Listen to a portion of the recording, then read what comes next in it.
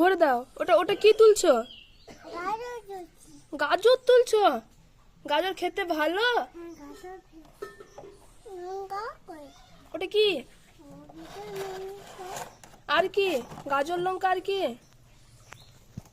মামা লঙ্কা খেলে কেমন ঝাল লাগে? ওরম করে ঝাল লাগে? তাই তুমি খেয়েছো আবির? তো নোংরা লেগেছে। এই যে ডাব্বার তলায় নোংরা। তুমি তুমি এই লঙ্কাগুলো ভরে দাও, ভরে দাও, ভরে দাও।